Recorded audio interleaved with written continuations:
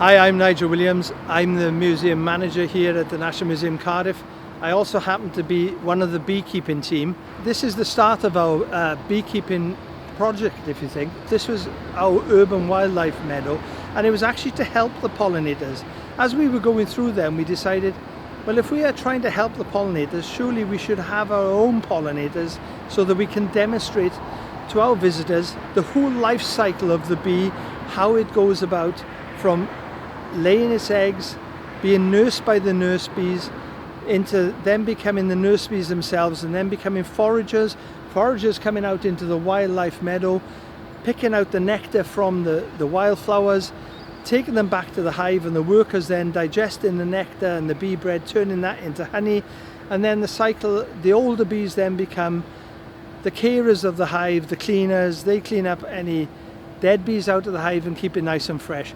So the whole cycle of life around bees and pollination starts here in a wildflower meadow.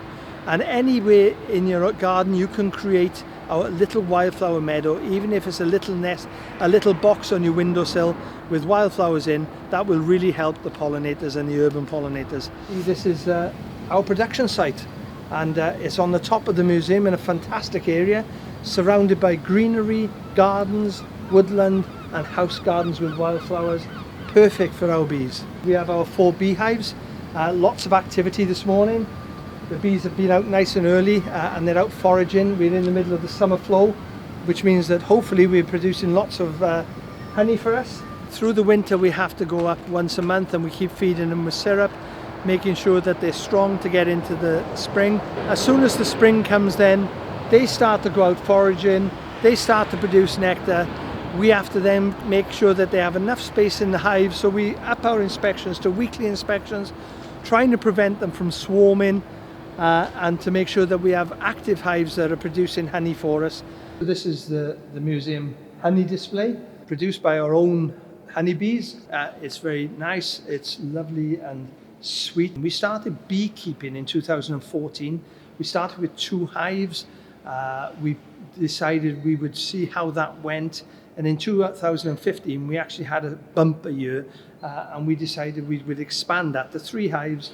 And we kept producing honey right up until pre-pandemic. Thankfully, we seem to be coming out of the pandemic, and this year is starting to look promising after a terrible start. We had that awful frosty April, which killed off one of our hives. We then captured 2 swarms, so we now have 4 hives on the roof. June started to see a bit of an uptake, so we had some wax building, some nectar collection. We produce about 300 jars of honey a year, so it is very unique. The honey is a byproduct of what we do. The main message that we're trying to get across is the importance of our pollinators, and urban pollination is part of that. This is so important to keep our pollinators happy, and we're very lucky as a museum that we were given landfill tax funding to enable us to start this project and continue it. Since the funding has run out, we've continued to fund it ourselves as a museum because we see it vital to our message and our teaching to our friends and visitors about the importance of pollination.